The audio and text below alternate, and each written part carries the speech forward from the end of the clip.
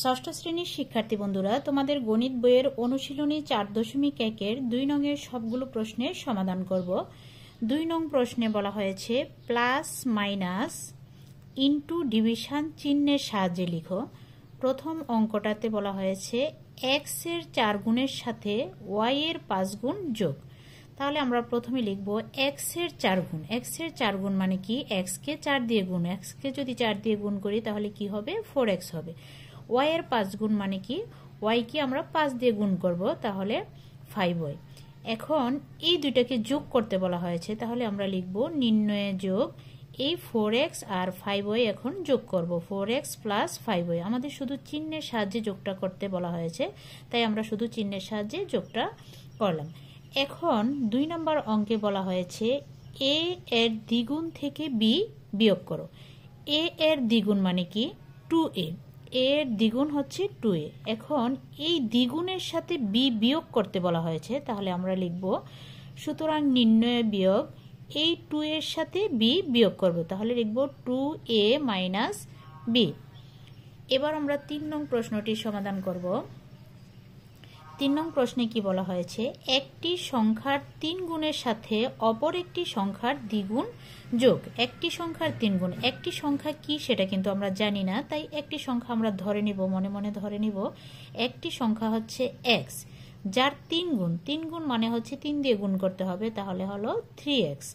এবার অপর একটি সংখ্যাকে আমরা ধরে নিব y, যার দ্বিগুণ হবে 2y, অর্থাৎ y কে 2 দিয়ে যদি গুণ করি তাহলে 2y। এখন এই দুইটাকে আমাদের যোগ করতে বলা হয়েছে, তাহলে আমরা লিখব নির্ণয়ে যোগ এই 3x প্লাস 2y। এখন 4 নম্বর অঙ্কটি সমাধান করব। 4 নম্বর অঙ্কে বলা হয়েছে একটি সংখ্যার 4 গুণ থেকে অপর একটি সংখ্যার 3 গুণ বিয়োগ করতে বলা হয়েছে। একটি সংখ্যা, তাহলে একটি সংখ্যা তো আমরা জানি না, সেজন্য আমরা একটি সংখ্যাকে ধরে নেব x। একটি সংখ্যা x, যার 4 গুণ। 4 গুণ মানে হচ্ছে 4x। অপর একটি সংখ্যা আমরা ধরে নিলাম y, যার 3 গুণ হবে 3y। এখন এটাকে আমাদের বিয়োগ করতে বলা হয়েছে, তাহলে আমরা লিখব নির্ণেয় বিয়োগ এই 4x মাইনাস 3y। চিহ্নের সাহায্যে আমরা বিয়োগটা করে নেব। এবার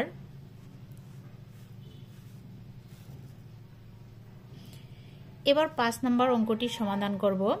5 নম্বর অঙ্কে বলা হয়েছে a থেকে b এর বিয়োগফলকে a ও b এর যোগফল দ্বারা ভাগ।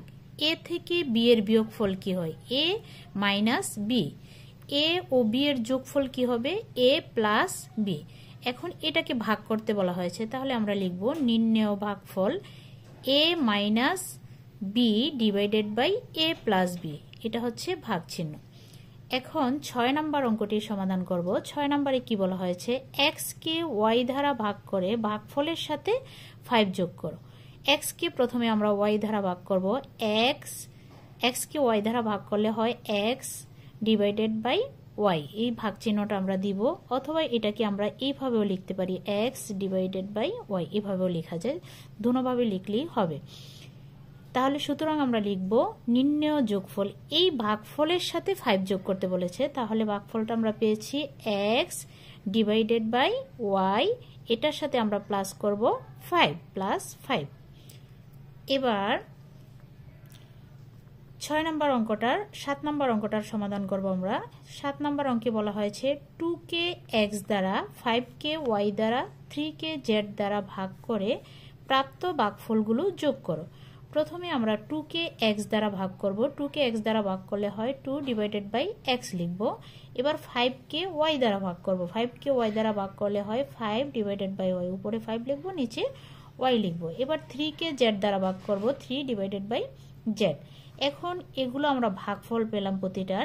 এই ভাগফলগুলোকে আমাদের যোগ করতে বলা হয়েছে, তাহলে আমরা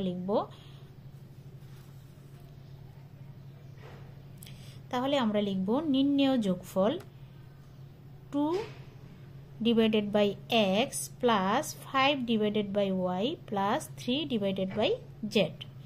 এবার 8 নং প্রশ্নটি সমাধান করব।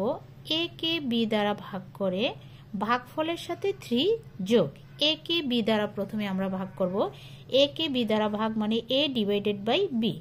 এখন এই ভাগফলটার সাথে 3 যোগ করতে বলা হয়েছে। তাহলে আমরা লিখব নির্ণয় যোগ a ডিভাইডেড বাই b যোগ 3।